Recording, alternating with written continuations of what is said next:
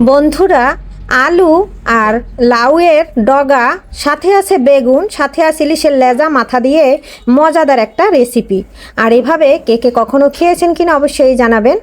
আর আমার যে বন্ধুরা সব সময় নতুন পুরান বন্ধুরা ভিডিও দেখে, সবার জন্য রয়েছে অনেক অনেক ভালোবাসা, শুভকামনা। এভাবে আমার সঙ্গে থাকবেন। রেসিপিটা খাওয়ার পরে আপনাদের সাথে ভয়েস দিচ্ছি। আমি কিন্তু একটু খেয়ে নিয়েছি, খেতে কিন্তু দুর্দান্ত হয়েছে। একবার যাকে খাওয়াবেন সে কিন্তু এই রেসিপির পাগল হয়ে যাবে আর বলবে আর একটু ওইভাবে রান্না করে খাওয়ান। আর এতে কিন্তু প্লেটে নিমেষে ভাত শেষ হয়ে যাবে, বলবে আর 2 মুঠো ভাত দেন। ঠিক আছে। নমস্কার বন্ধুরা, সবাই কেমন আছেন? আমি পাপড়ি কিচেন এন্ড ব্লগ থেকে চলে আসলাম আপনাদের মাঝে। এখানে 3টে ইলিশ মাছের মাথা, 3টা লেগুন নিয়েছি। আর এটা দিয়ে হবে আজকে মজাদার একটা রেসিপি। কিসের রেসিপি? এই যে কচি কচি লাউ শাক, একদম মানে কচি কচি ডগা, সেটাই নিয়েছি। আর এখানে কয়েকটা কচি পাতা নিয়েছি, সাথে নিয়েছি একটা বেগুন কেটে, সাথে নিয়েছি 2টা বড় সাইজের আলু কেটে। এটা দিয়ে হবে মজাদার একটা রান্না।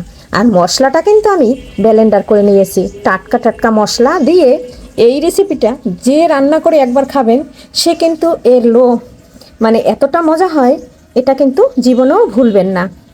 মাছটা হলুদ লবণ দিয়ে মেখে নিচ্ছি। মেখে কিন্তু আমি মাছটা ভেজে নেব। এদিকে কড়াইতে তেল বসিয়ে দিয়েছি। না, এখানে তেল গরম হয়ে গেছে। এখন দিয়ে দিচ্ছি ইলিশ মাছ। ইলিশ মাছটা ভেজে নিয়ে তুলে নিয়ে আলুটা ভেজে নেব, বেগুনটা ভেজে নেব, তারপরে রান্না করব এই মজার রেসিপি। মাছের প্লেটে আলুটা একটু মেখে নিলাম, আর আমি শুধু লবণ হলুদ দিয়েই মাছটা মেখে নিয়েছি। আর এদিকে দেখুন মশলা তৈরি করে নিয়েছি। এখানে সরিষা বাটা, কাঁচামরিচ বাটা, পেঁয়াজ বাটা, সাথে আছে একটু শুকনো মরিচ বাটা।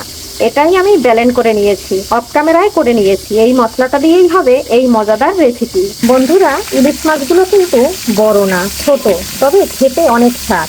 এটা বরিশালের ইলিশ। বড় ইলিশ কেনার মতো সামর্থ্য আমাদের নেই, তার কারণ ইলিশ মাছে প্রচুর দাম। এত দামি ইলিশ মাছ কী করে খাবো? তাই আপনাদের সাথে শেয়ার করি ছোট ছোট ইলিশ মাছের রেসিপি। ইলিশ মাছ বলে কথা, জাতীয় মাছ, সেটা তো খেতে হবে, কিন্তু বড়টা তো খেতে পারবো না। তাই ছোট ইলিশের সঙ্গে থাকুন। বন্ধুরা, ইলিশ মাছটা ভাজা হয়ে গেছে। এখন আমি তুলে নিচ্ছি। তুলে নিয়ে আলুটা ভেজে নেব। মাছটা তুলে আলুটা দিয়ে দিচ্ছি। এখন আমি এটা একটু নেড়ে ছেড়ে হাই হিটে জাল দিয়ে ভেজে নেব। এদিকে একটা তেলের কড়াই ছিল, তাই ভাবলাম বেগুনটা এখানে ভেজে নেই। তাই বেগুনটা দিয়ে দিয়েছি, নেড়ে ছেড়ে খুব সুন্দর করে ভেজে নেব। এখানে কিছুটা মশলার তেল ছিল, মানে আমি এখানে মাছ ভেজে নিয়েছি, সেই তেলে বেগুনটা ভেজে নিলাম। আর ওদিকের কড়াইতে আলুটা ভেজে নিচ্ছি, তাহলে তাড়াতাড়ি রান্না হয়ে যাবে। যখন আমাদের শর্টকাট তাড়াহুড়ার সময় থাকে, এভাবে আমরা 2 কড়াইতে ভেজে নিয়ে রান্না করে নিতে পারি। খেতে কিন্তু বন্ধুরা দারুণ লাগে। তাই একদিকে আলু নাড়ছি, একদিকে বেগুন ভাজছি। তাই 2 দিকে কিন্তু আমার ভাজাটা হয়ে যাবে, আর আমার শর্টকাটে রান্নাটাও হয়ে যাবে। বেগুনটা কিন্তু উল্টে পাল্টে একদম লাল করে ভেজে নিলাম। এখন এই পর্যায়ে আমার বেগুনটা ভাজা হয়ে গেছে। এখন আমি এই চুলাটা অফ করে দিচ্ছি। এদিকে আলুটাও আমার ভাজা হয়ে গেছে। এই যে দেখুন, আলুতে কিন্তু হালকা একটা, আর এখানে কিন্তু এখন আমি সামান্য একটু লবণ আর একটু হলুদ দিয়ে দেব। লবণটা দিয়ে দিচ্ছি আর সামান্য একটু হলুদ দিয়ে দিচ্ছি। এতে কিন্তু কালারটা খুব সুন্দর হবে। এই পর্যায়ে দিলাম কেন, নতুন আলু তো, তাই খুব সুন্দর করে একটা কালার আসবে, আর দেখতে কিন্তু ভালো লাগবে। বন্ধুরা, আলুটা ভাজা হয়ে গেছে, আলুটা তুলে নিচ্ছি। তারপরে মশলাটা কষিয়ে রান্না করে নেব। ফোড়নে জিরা আর কালো জিরা দিয়ে দিচ্ছি। এখন আমি মশলাটা দিয়ে খুব সুন্দর করে কষিয়ে নিচ্ছি। বন্ধুরা, এখানে হলুদ, মরিচ, লবণ, ধনিয়ার গুঁড়া সব কিছু একসাথে দিয়ে দিয়েছি। অফ ক্যামেরায়, ক্যামেরা অন করতে মনে ছিল না। আর আমি যে ব্লেন্ডার করে যে মশলাটা নিয়েছি, সেখানে সরিষা, কাঁচামরিচ, পেঁয়াজ, রসুন, আর সাথে ছিল একটু লবণ।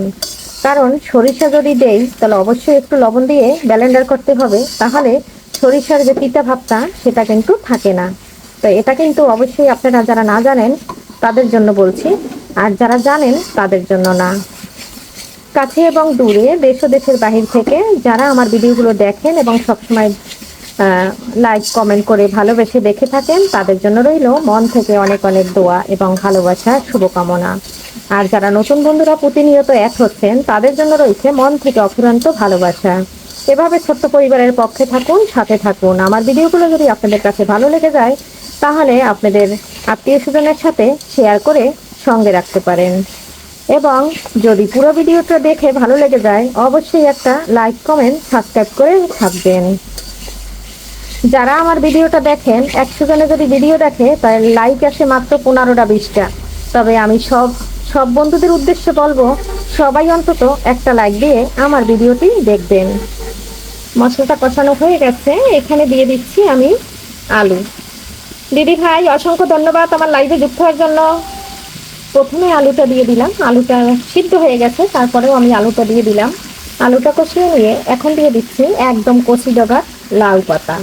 লাউ পাতাটা দিয়ে খুব সুন্দর করে নেড়ে ছেড়ে, আর এটা কিন্তু বন্ধুরা ঢাকা যাবে না, ঢাকলে কিন্তু টক হয়ে যাবে। তাই একদম কচি লাউ পাতা দিয়ে এই যে আমি খুব সুন্দর করে কষিয়ে নিচ্ছি। এখানে আমি সব ধরনের মশলা যেহেতু দিয়েছি, এভাবে কষিয়ে গরম জল দিয়ে দেব। মশলাটা যাতে পুড়ে না যায়, এর জন্য দিয়ে দিচ্ছি অল্প একটু জল। জলটা দিয়ে মশলাটা কষিয়ে নিলে আর পুড়বে না, কালারটাও নষ্ট হবে না। এভাবে বন্ধুরা একবার যদি এই কচি লাউ পাতা আর এভাবে যদি থাকে ইলিশ মাছ, সঙ্গে আছে আলু বেগুন, একদম জমে যাবে। এদিকে দেখুন ইলিশ মাছের মাথাটা, মানে মাথা 3টা দিয়ে দিয়েছি। এখন আমি এখানে সামান্য পরিমাণে ঝোল দিয়ে দেব। ঝোল দিয়ে মাছের লেজা আর বেগুনটা ঢেলে দেব। অফ ক্যামেরায় আমি কিন্তু জলটা দিয়ে দিয়েছি, আর এখানে কিন্তু আমি গরম জলটা ব্যবহার করেছি। আপনারা ঝোল বুঝে জল দিবেন। এই পর্যায়ে বেগুন আর ইলিশ মাছটা দিয়ে দিচ্ছি। গরম ভাতের সাথে এই রেসিপিটি একদম জমে যাবে বন্ধুরা। দিয়ে খুব সুন্দর করে, এখন বেশি নাড়াচাড়া করা যাবে না, তাহলে কিন্তু বেগুনটা ভেঙে যাবে। ফুটে উঠেছে গরম জলটা দেওয়ার সাথে সাথে, এখন আমি একটু নেড়ে দিচ্ছি। আর আমার তরকারির কালারটা আপনাদের কাছে কেমন লাগছে অবশ্যই জানাতে ভুলবেন না। যারা আমার সঙ্গে আছেন সবাইকে বলবো, একটা লাইক দিয়ে অন্তত আমার পাশে থাকুন। আলুটা সম্পূর্ণ সিদ্ধ হয়ে গেছে বন্ধুরা, রান্নাটা কিন্তু আমার একদম হয়ে গেছে। এখন আমি একটু ধনেপাতা দিয়ে দেবো। আর এইটুক ঝোল অবশ্যই রাখবো, কারণ একটু ঝোল থাকলে ভালো লাগবে খেতে। আর এখানে কিন্তু আমি একটা আলুও ভাঙি নাই। আর এই যে দেখুন একদম গলে গেছে, নতুন আলু বড় বড় করে কেটে দিয়েছি এবং ভেজে দিয়েছি। ফ্লেভারের জন্য একটা কাঁচামরিচ দিয়ে দিচ্ছি। আমি শুধু খাবো, আপনার দাদাভাই খাবে না। আর এখানে দিয়ে দিচ্ছি ধনেপাতা। ধনেপাতাটা দিয়ে একটু নেড়ে ছেড়ে নিচ্ছি। অনেকের আছে ধনেপাতা দিয়েই নামিয়ে নেয়, তাতে কিন্তু অ্যাসিডিটি বেড়ে যায়। আমিও মাঝে মাঝে নামিয়ে নেই, কিন্তু যাদের গ্যাস আছে তারা কিন্তু এভাবে খাবেন না। অবশ্যই ধনেপাতাটা দিয়ে 2 মিনিট অন্তত রান্না করে নেবেন। তারপরে আপনারা, গ্যাসের জন্য অনেকে ধনেপাতা খেতে চান না, তাহলে আর কোনো সমস্যা হবে না। আমি কিন্তু ধনেপাতা দিয়ে নেড়ে ছেড়ে আরও 2 মিনিট রান্না করে নিলাম। এই পর্যায়ে এখন আমার নামানোর পালা। উপর থেকে ছড়িয়ে দিলাম অফ ক্যামেরায় একটু ভাজা জিরার গুঁড়া, তাহলে কিন্তু খুব সুন্দর একটা ফ্লেভার আসবে। আর এখন আমি এটা দিয়ে আর নেড়ে ছেড়ে দিলাম না, একটু যেখানে যেখানে পড়েছে সেখানে একটু চামচ দিয়ে দিয়ে একটু এরকম করে দিলাম, তাহলে এখন নামিয়ে নিচ্ছি। বন্ধুরা একদম নামিয়ে নিয়েছি। আর এই যে কেমন হয়েছে অবশ্যই কমেন্ট করতে কিন্তু ভুলবেন না।